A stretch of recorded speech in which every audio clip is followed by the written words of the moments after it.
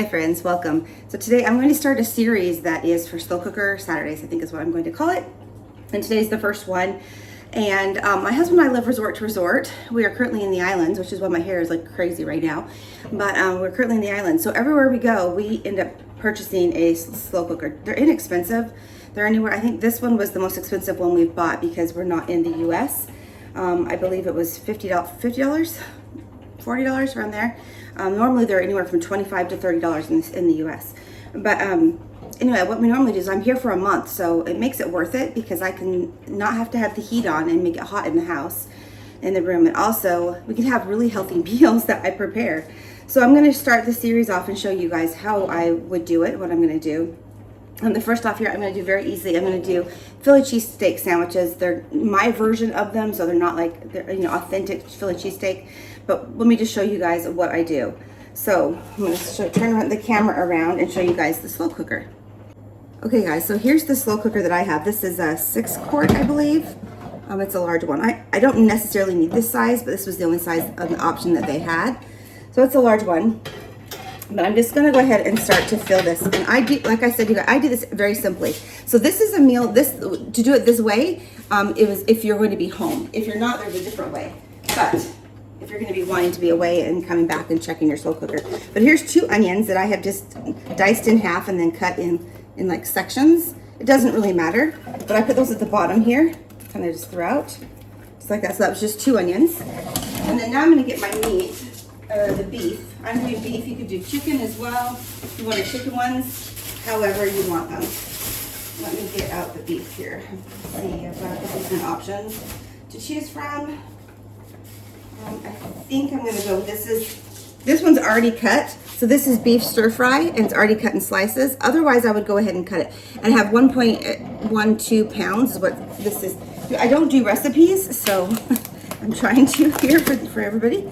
But I'm just going to go ahead and dump this in. So my tip here is, because I have been doing this for probably 25 years, probably. If I was going to be away, because I used to work out of an office, now I work from home. But if I was going to be away and out of an office, I would take this out of the container and I would put it in a freezer bag and I'd freeze it. And that way it would cook low and slow for about 8 hours. So while you're away at work, you can do it. And have it ready for you when you come back. So let me rinse my hands off and then we'll start to season it a little bit. Okay. So next up, I'm just going to do some salt and pepper and a little bit of garlic. Here we go. And again, this is just my version of it. I've got some pepper and I don't really know how much I'm going to use. I just kind of sprinkle it in here. That's probably 1/4 of a teaspoon, to be honest with you, and probably about the same. So the thing about salt though, I have learned recently, is you can't have too much salt. So yeah, it's about the same, I assume. Sugar is the culprit of the badness of salt, but you need salt for several different things. Then I have some garlic powder. I don't have any like garlic. I don't want to use garlic salt, or you could use fresh garlic if you have it. Again, I'm traveling. My coffee machine's ready. So that was probably 1/2 of a teaspoon. I don't know, you guys. It's all rough. But I like herbs. I love to do things with herbs. You guys, so this is why I say I never really know what I put in things because I just don't. But I love oregano with everything. So I'm going to sprinkle a little bit of oregano. And this was a tip my Nona, my Italian grandmother, taught me. You take it about that much and then you're going to kind of crush it through to kind of wake up the herb. There we go. I do have some bay leaves to maybe put in the broth too, and I think I'm going to do that just because I have them and I like a lot of flavoring. So I'm going to put 2 bay leaves in there. And then, let me see, what else do I have in here that I want to chuck in there? No, I have some chili. We don't want that. We don't want cumin, coriander, and fennel. Nope, none of those. Okay, so that's going to be my base right there. Let me put this away. Next up, I'm going to take a steak sauce. This is the one I have here, so I'm going to take this one. Let me open it up. This one hasn't been opened at all. And yes, I like things pretty, I like a lot of sauce, if you will. I like a lot of gravy, sauce, whatever. So when I'm making these, I make sure that I make them like extra saucy, I guess. But anyway, I'm gonna probably dip the whole thing in here. Not probably, I am. So let's let it get going and then I should have gotten 2 of these because I have another slow cooker meal I'm gonna make with one of these, but that's okay. No, look at it. We'll start there. We'll stop there. That's about half. Let me see. Yeah, it's about half. That's about half right there. So we'll just do that, and I can always add in more later. And I'm gonna get some beef broth. I'm gonna grab that. I have one that's already open. And I have unsalted beef broth, and I can feel it, and it's about half a container right now. This is let me look in here and see. Yeah, it's about half of a container of beef stock. And I'm just gonna get this in here.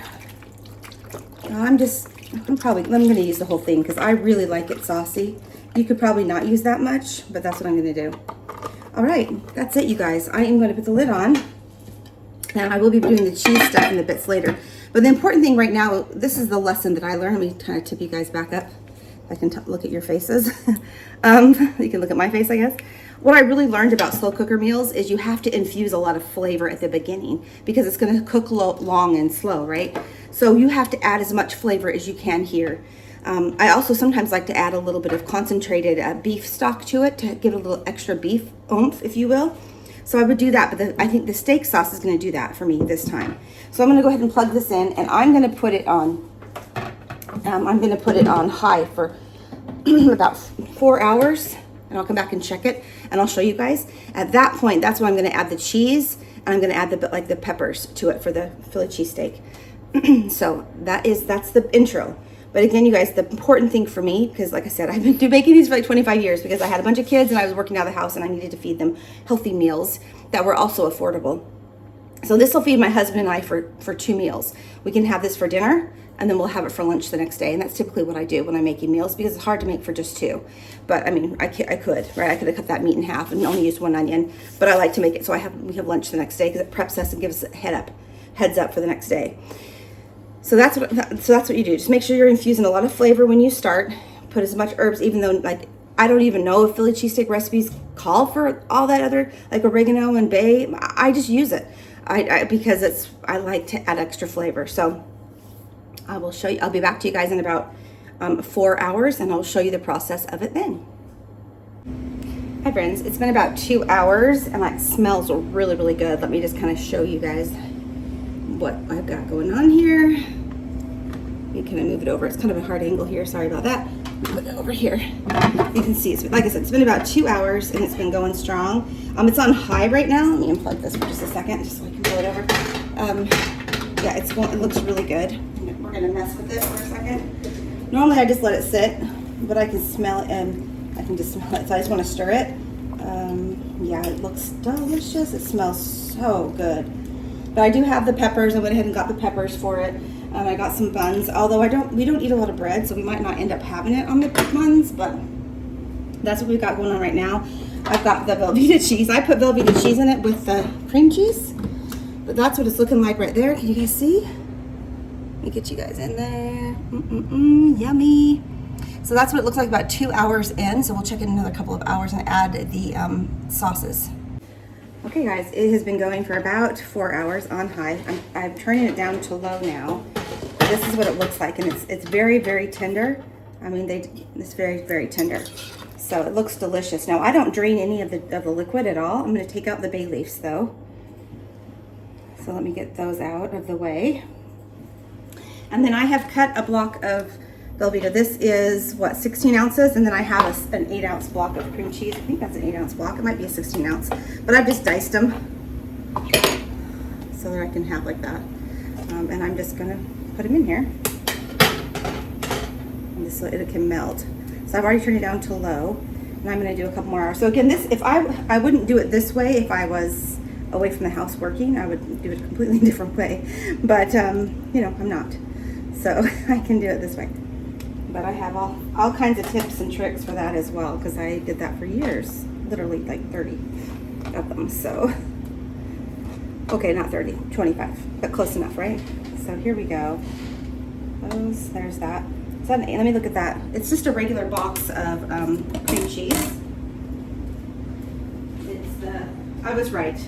It is an 8-ounce block of cream cheese. Okay, and then I have 2 bell peppers I've washed and just sliced in, you know. And I just had the red and the yellow were on sale. Let me rinse my hands. Okay, that's what I did. Vanilla. Okay, so that's it. I'm just gonna let these on low, let these go for like another, it's 4:30 now. And so we're gonna eat probably around 7 because we are both working until about 7. We have a break there to eat. So I'm gonna let this go on low for just a few more hours. Let me plug this back in. And then I do have some buns. I don't always use bread. I may not, but I think this time I will just to show you guys. But I'm on an island right now, but I just got some hot dog buns because I can use these I can double purpose these for hot dogs and for hoagies. And I have a couple different hoagies. I have these and another one. So I do have these that I can butter up and grill. Otherwise, I can just have it over some rice or some noodles or whatever. But I think we're gonna go ahead and do those today. We typically don't eat like a ton of bread right now. But anyway, that's what it looks like. Let me show you guys currently. And again, in just a couple more hours, I will show you and check and show you guys what I'm gonna do for the last bit of it. But that's it.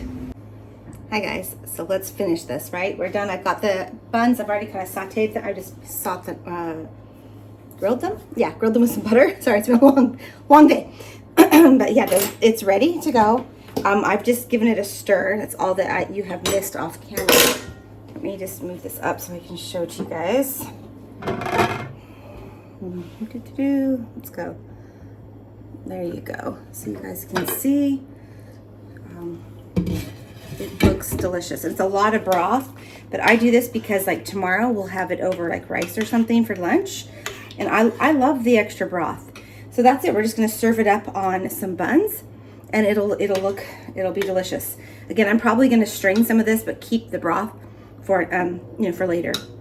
So it's not quite so soupy, but I just really love it this way. So that's how I prefer to do it. And honestly, you guys, let me taste it really quickly. It's probably gonna be so freaking tender that it's gonna like fall apart. Oh yeah, it's very tender. Oh yeah. Oh yeah. It is absolutely delicious. Oh yeah, it's really good. And the cheese is really good too. So yeah, I'm excited to eat. So let's wait for my husband to get off his call and then we can get going. But that's it. I'll share with you guys the little videos like this from time to time. Hopefully you guys enjoy them. Thanks guys. I'll talk to you soon. Bye.